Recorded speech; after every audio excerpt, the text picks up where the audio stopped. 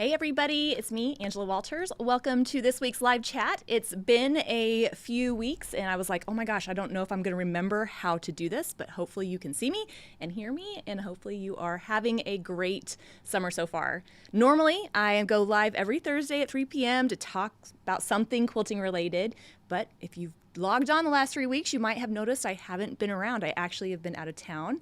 We went for 2 weeks to Alaska with the family. It was so much fun. One of my favorite places to be. And then 1 week, Jessica and I went and ran in a half marathon in Utah, and I didn't die. So I take that as a win. So it's been a great couple weeks, but I'm excited to be back. I missed my quilters, my live chatters. I missed my long arm. I'm just excited to get back to quilting. So glad that you're joining me. And if you're not watching this live, no worries. It stays on my YouTube channel for indefinitely, and you can check this out at any time. So in this week's live chat, I'm going to talk a little bit about quilting the borders of your challenge panel. And then, of course, if you're watching live and you have any questions, leave them in the type chat because Jessica is here writing them down and I'll address those at the end.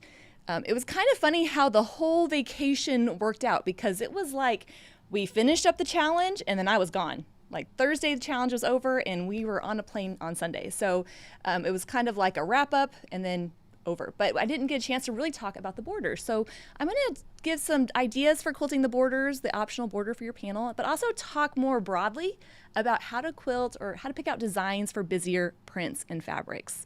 And so hopefully, even if you're not quilting along the challenge or you don't have the borders, you can still get some tips that will help you on your quilting journey.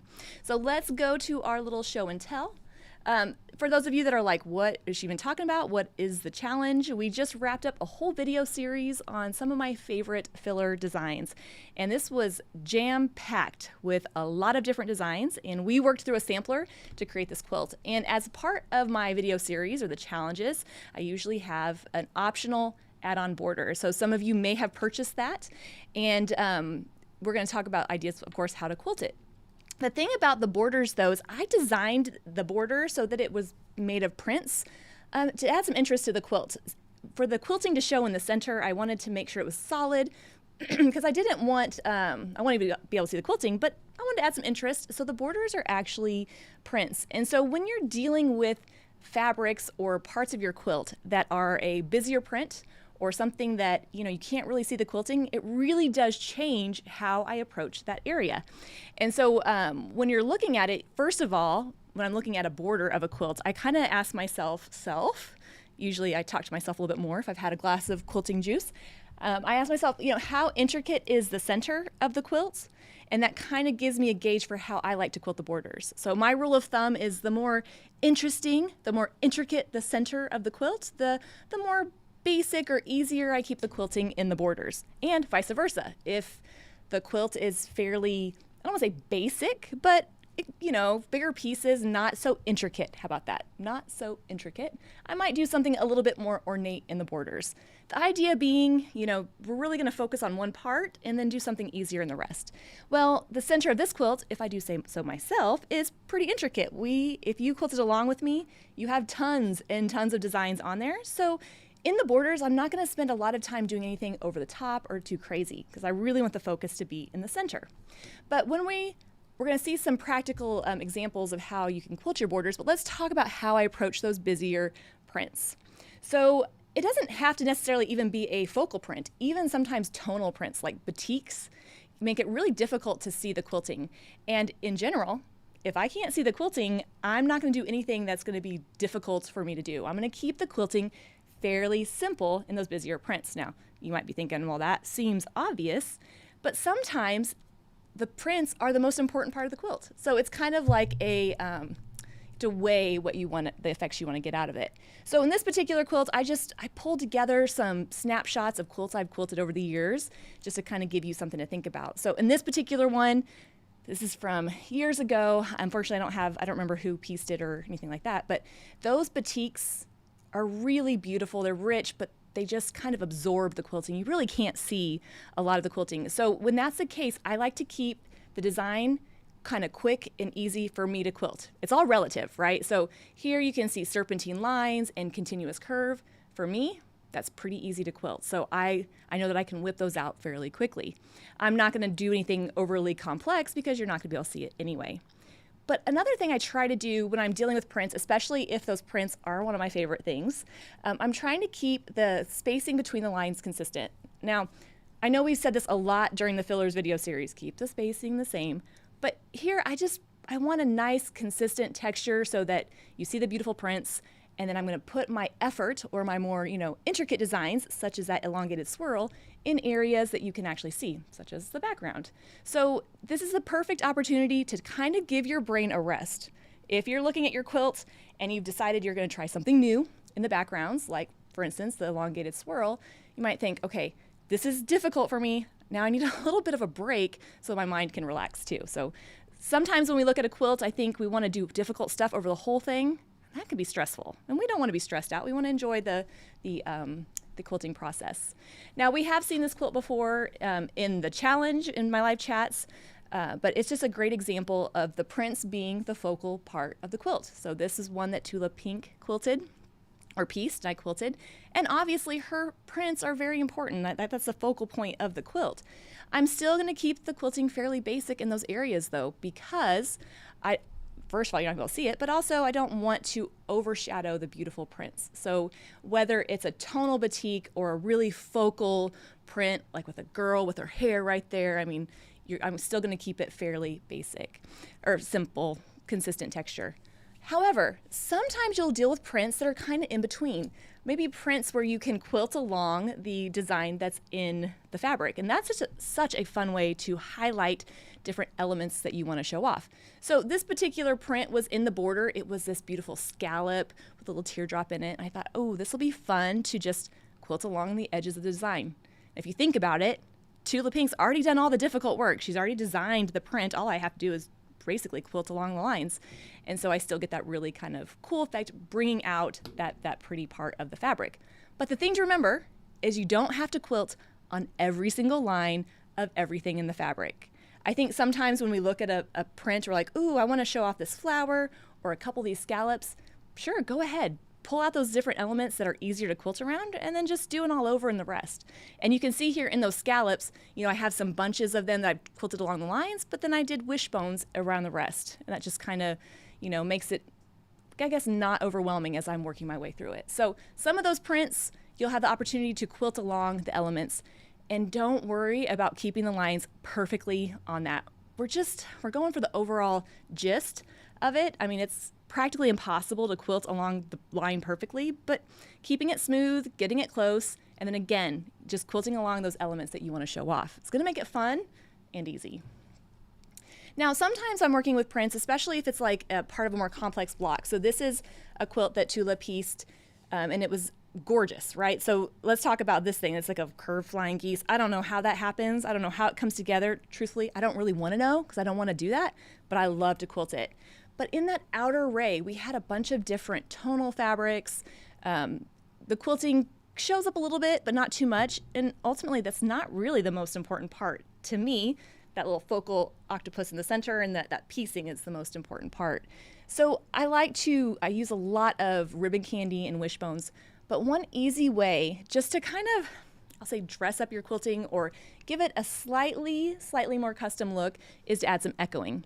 So in each of those strips, I echoed the sides of the seams and then quilted that ribbon candy in there. And even though I'm doing the same in each one, I think it still looks nice texture, interesting, without taking away from the center, which I felt like was the most important part.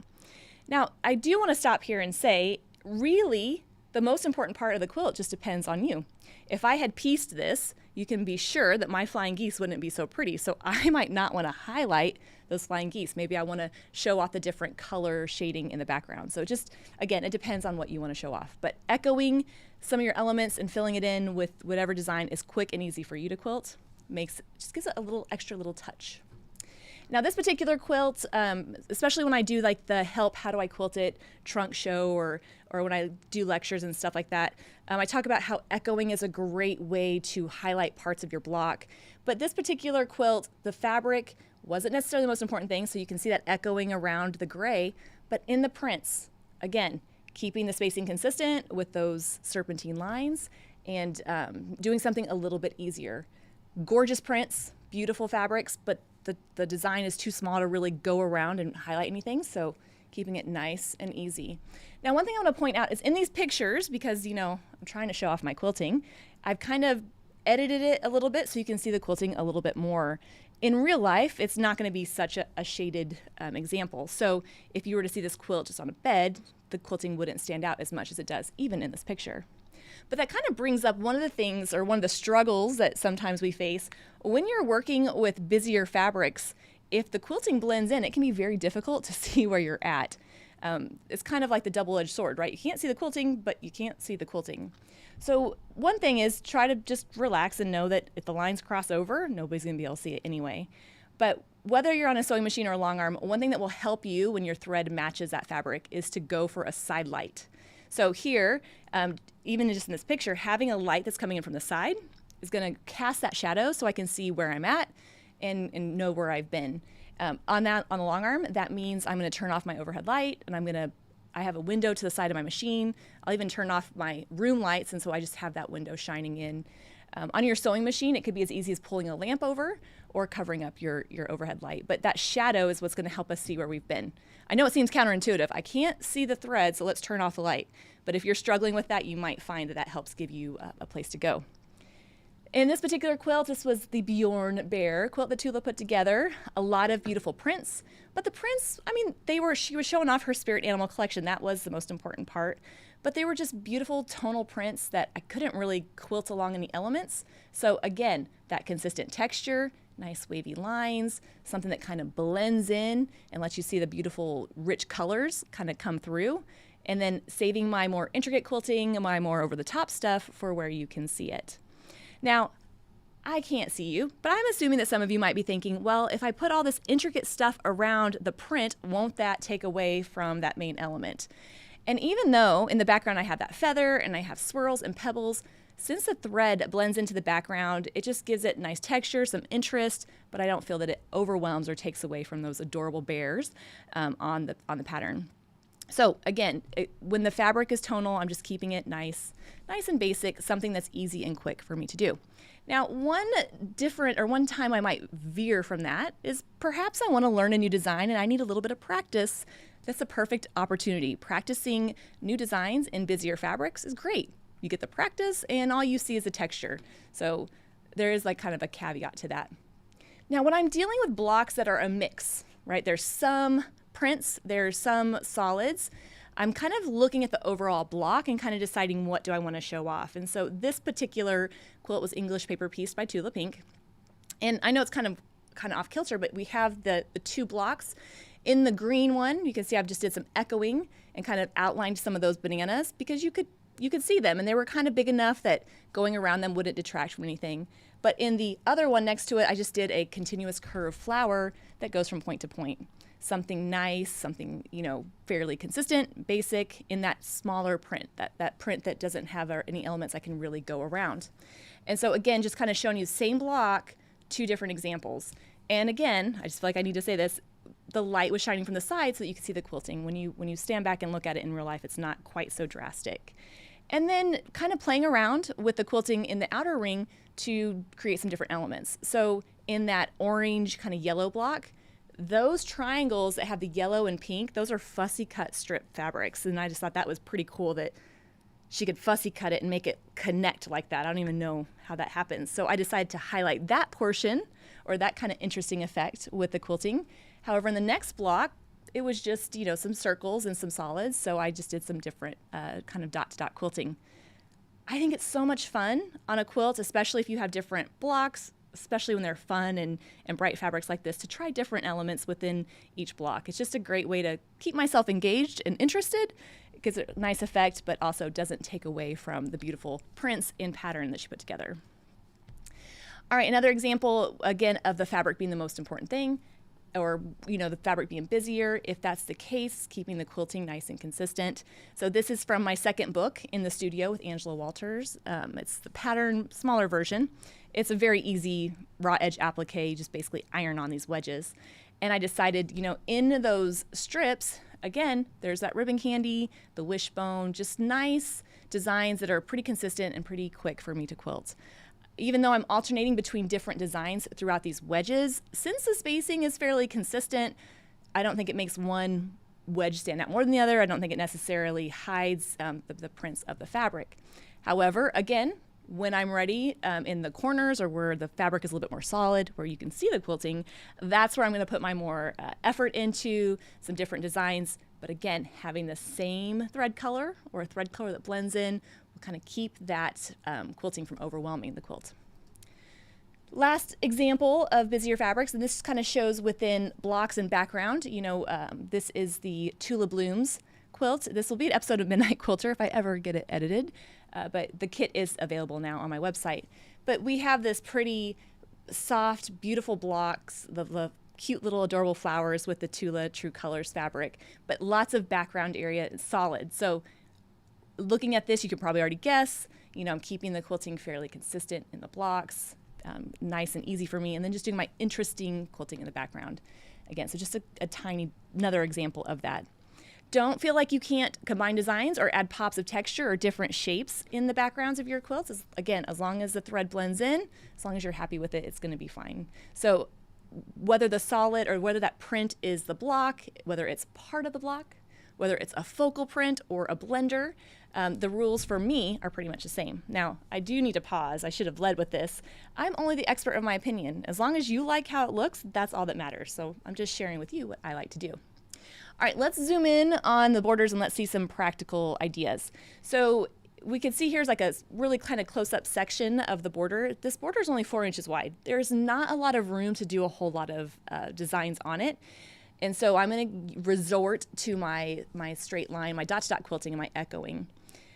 In general, when I'm looking at a quilt or I'm working on a quilt, I like to alternate. So if I've just done a lot of filler designs, most of which are curvy and soft, maybe I'll do something totally different in the border, like some geometric lines. And in here, I'm using the design of the fabrics. It's a panel strip that's sewn on, but this would apply even if it was a pieced border.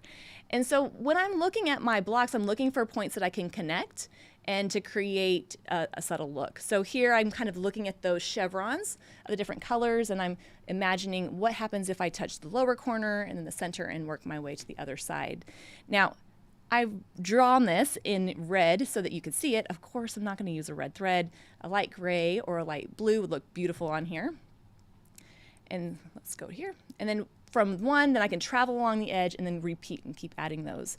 So this is a great way just to add a subtle straight line effect without, marking out the design or doing anything that's going to take too much effort. Now, in those little strips, there is that little block on point. It's only like 3.5 inches. It's not very big, but that's a great little place to maybe put some of your favorite filler designs that we learned during the video series, especially ones that work great in smaller areas. So within each of these sections, because there's like a few on each side, I think you can try some different designs in there in each of the center and have fun with it. And here you can kind of see what it looks like when I had the two put together. Now, it's difficult because when I'm drawing this out, I just use my Illustrator program just to kind of show you what that looks like, because I actually haven't quilted the border yet. You don't get the soft texture that the quilting would get, but hopefully you can see the path and how I'm using traveling in between those lines to kind of get from one to the other. Now, one thing I want to point out is there's about a 1/2 inch or so of gray print on either side. And so how do you handle that? You could add just some straight echo lines. You could just do some wavy lines. Or if you wanted, you could just extend those dot-to-dot lines right off of the edge. And so you'd have the design kind of go off of that little section. Really, again, that's kind of the busier print. Not busier, but it's the gray print. You're not going to see the quilting in there regardless. So whatever you'd like. Now, we know that I love echoing. Echoing is your best quilting friend. Look, I even wore the shirt. Wasn't even planning on saying that. So echoing those different elements in the border is just a great way to highlight that shape. When I was designing the panel and the border that went with it, I kind of was struck by this, kind of chevron geometric kind of look, especially since I knew we were going to be putting some curvier designs within it. So echoing those sections, real easy way just to show that off and to kind of give that border a nice look without anything too over the top. And you can see here where the little X's overlap, you can even do the same and get a cool secondary effect.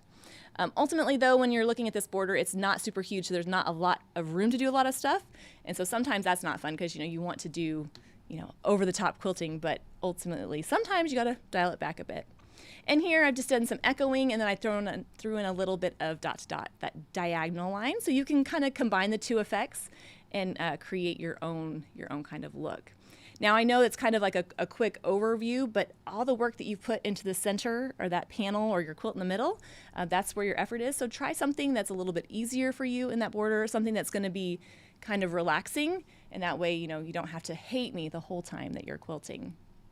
So hopefully that helps you, kind of gives you some direction. I will tell you that ultimately, sometimes when I'm looking at a quilt and I'm not sure how I'm going to quilt it or where I'm going to go next, I'll just start echoing something. I'll start echoing a side of a block or echoing, you know, anything until some design ideas come. So if you're still stuck, start quilting, and I'm sure some design ideas will come. So hopefully if you're watching live, if you had any questions, you left them in the type chat and I can go ahead and answer those. I always love it because when I'm chatting, I can see Jessica right behind here and she's just writing furiously. So I love that you guys are watching live and then typing your questions live. I think that really makes it a little bit more interactive and really lets me feel like I'm connecting with you as we're working on our videos. All right, so before I answer the questions, what are we going to do next, right? We just finished this big challenge. I went out of town. I did all this big challenge and left for 3 weeks. In next week's live chat, or in the next few weeks, we're going to start tackling some of my newer rulers. So I'll show you how to make some of the designs that you see with Petunia and all my dot and all the other rulers. So it'll be kind of fun. Do you know where I can get two-sided fusible batting? I want to say, don't quote me on this, and there are brands that make it. I think Hobbs might make it. I'm not sure off the top of my head. I'll try to look into that and answer that next one. I've said a lot in my live chats that I like the Quilter's Dream one-sided fusible. The one thing I don't love about two-sided fusible is it gets very stiff, and it tends to separate from the quilt because it won't bend with the quilt as I'm moving it around, and I find that gives me more tucks. It seems backwards, doesn't it? Like, and I'm not saying two-sided fusible batting does not work, especially if you use it. That's great. I'm just saying that's why I use the one-sided. What filler quilting design do I find the easiest? Oh, gosh, that's a good one. I tend to be more of a swirly quilter. I like designs that are not so regulated in steps, so swirls would probably be that. It's funny because in my years of teaching and traveling, I feel like I can do some psychoanalysis on quilters. And in general, there's I don't want to say two types of quilters. I'm not trying to stereotype, but there's those of us that like, I want a design that I follow step 1, 2, 3, and 4. It's very repetitive. It always looks the same.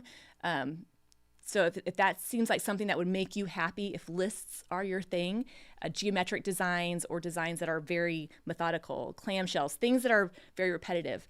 However, I tend to like designs that are like, make it up as you go, keep it curvy, keep moving, it's smooth. And so if that's more you, then maybe the swirls and the pebbles would be the great place to start. Now, does that mean that I can never learn how to quilt geometric designs? No, that's not what that means at all. That just means that my natural inclination is towards those curves. It's funny because in any class, any video series, a lot of people say like, oh my gosh, I love the straight line designs. Oh my gosh, I hate the straight line designs. So it can be a struggle, especially if you don't know what you like. So just try a couple designs, find one that doesn't make you feel like throwing up as much as the other and kind of run with that and kind of get some, some steam built up, and then you can branch off into those other designs. That was a long answer, and I didn't even answer. I answered questions you didn't even ask, so you are welcome. But swirls would probably be the one I would say. On the EPP quilt, did I use a sewing machine or a long arm? I'm assuming for the machine quilting, I used a long arm. So I think we're probably talking about the Twist in Time, the one I did on the Midnight Quilter. I did that one on the long arm. I think I even showed it on the long arm, which is funny because it was a little quilt, but I just felt like showing a little bit different way of doing it. English paper piecing, actually, no, you were probably talking about the quilts I just showed, Tula Pink's EPP, that was done on a long arm as well. There really isn't anything different to quilting English paper piece quilts, whether a sewing machine or long arm. It's just Tula's quilts are pretty big. She usually needs them pretty fast, so I do all hers on the long arm. And then for the merge line fillers, I'm struggling. Can I help? Well, it can be tricky because I don't know exactly what you're struggling with. I will say with that design, the hardest part about it is it can be hard to know where to go, right? It can be hard to like, where do I move on from here? Especially when I'm showing it, I'm like, here. So a couple of things about the merge line designs, you can go back and watch that part of the video. But as I'm quilting my line, I'm always angling in the direction I'm heading. So if I'm going left to right, my line's always going to angle out to the left and flat. Now, I should have an area that's wider at one side and narrower at the bottom. But just like we saw with the wood grain and some other designs, if I get off track, just move over, make a new line, and then fill in the space and move on. Keep at it because it really is a really fun looking design. Another thing with this design that can be trickier, and I didn't belabor the point because I don't want to make anything look difficult. Sometimes you'll get stuck where you don't want to be. In that design, we want to end on the edge. And if you don't end on the edge, then that could be tricky. So if you're not where you need to be, figure out where you need to go and then just try to get there. So maybe if I get a chance next week, I'll pull some pictures up and break that down a little bit more. But hopefully that helps. Again, just keep doing it. And so if you're struggling, for instance, the person that asked this question, busier fabrics would be the perfect place to try that, right? You can kind of work through it until it clicks. So hopefully that helps. All right, y'all. Well, thank you for joining me. Thank you for not forgetting about me. I thought I'm going to come back in 3 weeks and nobody is going to be there. I'm super excited to be back next week, and we'll kind of, now that school's starting, things are getting normal. I'm going to be here on Thursdays at 3 p.m. Central. Hope you can join me. Until then, everybody have a great weekend and happy quilting.